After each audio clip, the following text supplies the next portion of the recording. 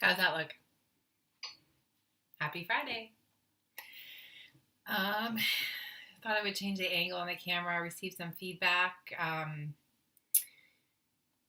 that I need to not look so up. I don't know. Anyways, I thought you might want a different perspective of my office as well.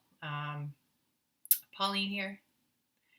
I'm here to talk today about a supervision issue that I've often struggled with over the years, and that is what I'm doing helping? Is the client progressing? So I don't know what style of case notes that you're doing, but I was trained in the style of something called progress notes. So every time that you're charting or writing a case note, there's this whole idea of what was the progress, what was achieved in the session, what was the point of it all, so to speak. And so often I've grappled with, was that helpful to the client? And if it was, what was it that I did that was helpful? And can I duplicate that so I can do it again, maybe in a different setting with a different person, or maybe again with the same person? And so when you first start out in your career, you are taught in grad school essentially all the tools of the trade. So, you might learn some skills in CBT, you might learn about rapport building, you might learn about case conceptualization, treatment planning, coming up with goals for counseling or therapy. And all of that is helpful and necessary, but my experience has been over the years, and again, I'm certainly not seasoned. I think I'm halfway through my career, but as I progress, you find that the more you know, the less you know. And so you want to know, is it helpful? And one way to do that, obviously, is by checking with your client, with the person sitting across from you or the family or the group. How's it going for you? Is this working out? Is there something that you need that's different? Is there something else that you need? Do you need me to stop doing something? When I'm doing something, is it causing you to question something, this, that, or the other?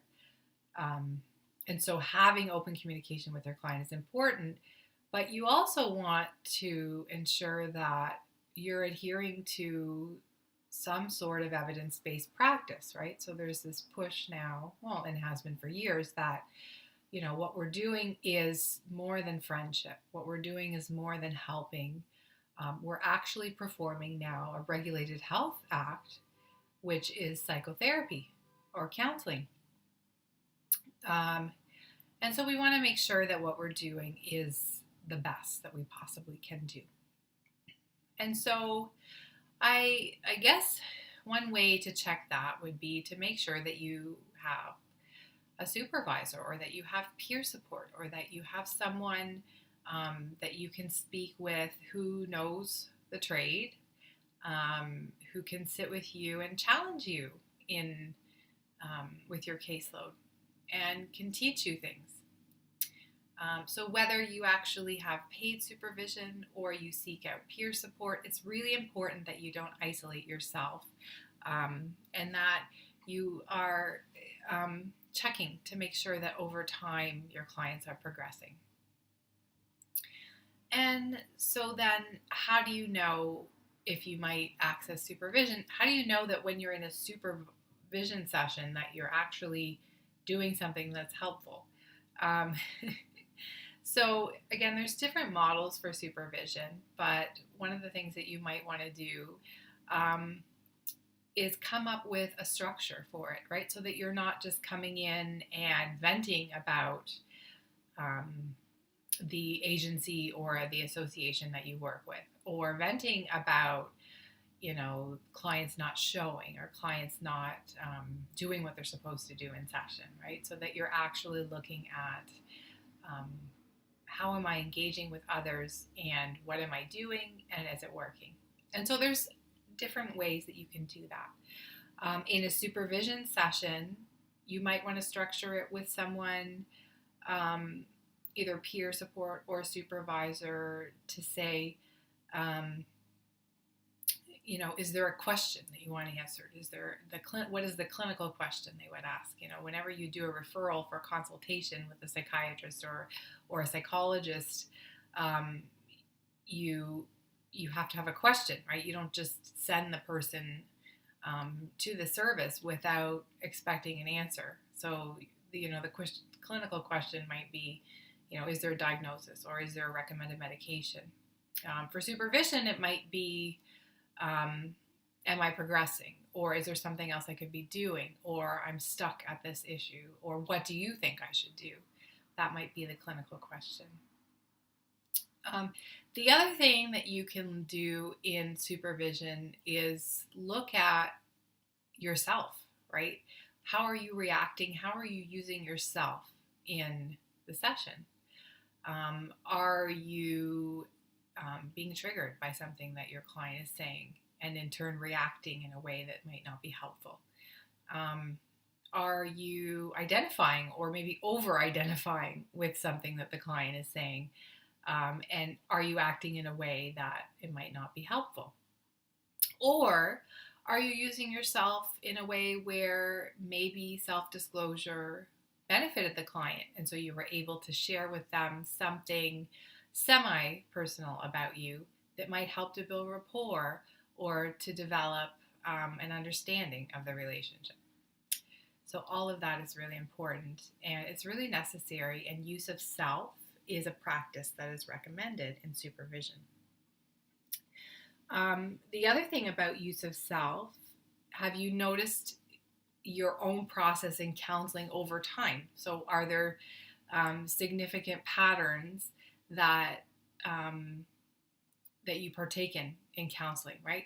So what I've noticed over time is that my style is that I can be quite non-directive, right? And what's that about?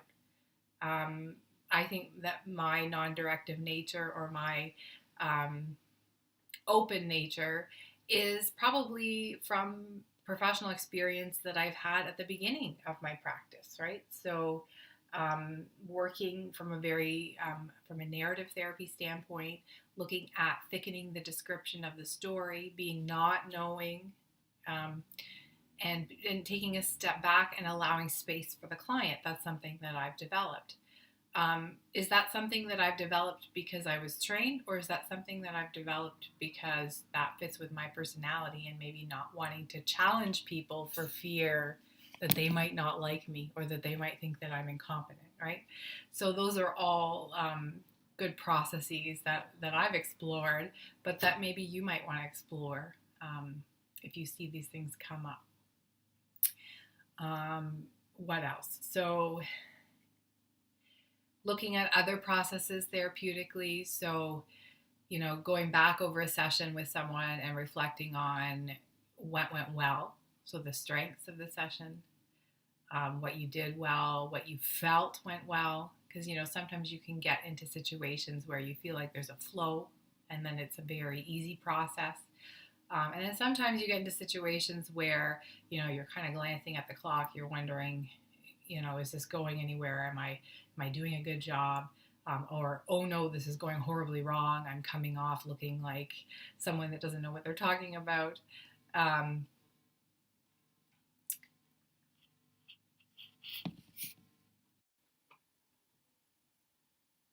Somebody that doesn't know what they're talking about. It's hard, right? You want to come off as being competent. And when you first start out, I can remember you're really in your head, right? So you're trying to practice the skill, you're trying to model, the techniques. You might be looking down at your paper as I'm looking down right now to make sure that you've covered all the points. You might be taking copious amount of notes and forgetting that there's an actual person in front of you. All those things, right? So you want to make sure that that you're looking at the things that not only are going well, but also things that maybe are going horribly wrong. And then also reframing, right? Just because you think that it's going horribly wrong doesn't necessarily mean that it is horribly wrong, right? So I can remember years ago sitting um, with a woman that I worked with who had experienced severe trauma and feeling quite awkward in my body during sessions, right? Feeling um, just like it wasn't a good fit, that she didn't like me, that she was critical of the questions that I was asking, um, that I wasn't being helpful. Um, Yet she continued to come and she attended um, for a long time, right? And um, ended up getting better. And over time, I thought, okay, she's getting better because she's doing the things that she set out to do. She's progressing on her own. And I literally did not feel like I could accept any professional responsibility for contributing to that. I don't know. I just didn't feel like she liked me very much, quite frankly. Um, Being in the session with her um, I felt very incompetent with her for many years of working with her, and it's been years now since meeting with her. But she has taught me so much about being willing to sit with awkwardness. And one of the feedback that I got actually was her sharing with me that somebody close to her had experienced the loss of a loved one through suicide. And she felt very sad for this person and felt, devastating. And we reflected on suicide and how it's something that can happen when you least expect it. And she said something to me that I will remember forever. And it's that she said, yeah, that could have been me, but I sought help.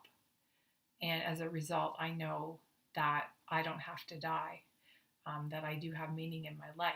And that was, I think, one of the great learning points in my career so far, in terms of, just because I feel like it's going horribly wrong doesn't mean that it is, right? There was something about our relationship that made her feel like life was worth living. And that outcome, is essentially the best outcome that you could possibly have. What was I doing during the time? Were we doing cognitive behavioral therapy? No, we weren't, right? Were we doing solution focused therapy? Sometimes, but frankly, it was a lot of sitting and reflecting and talking and having conversations about things that were going on in her life. And I was providing a lot of support. As therapists, we're conditioned to believe that we have to use evidence-based practice. And while evidence-based practice is something that is necessary, often the outcomes that we achieve are not from the practice itself. They're from the support. And so I think it's really important to be well versed and well skilled and to seek out supervision, but also to acknowledge the fact that the support we provide is amazing, and that we are doing something and we are helping. And that part of the practice is being able to sit there and be uncomfortable and feel incompetent and question what you're doing and make mistakes, as long as we're being ethical, obviously, and admit that we're human, because essentially that's who we are. We're helpers, but we're human. Anyways, that's all I have for today. I hope you have an excellent long weekend. The weather is gorgeous here in Southern Ontario. It's been a little bit chilly today, but again, very much excited about this shift in the weather and the continuing bloom of spring. Have a great one.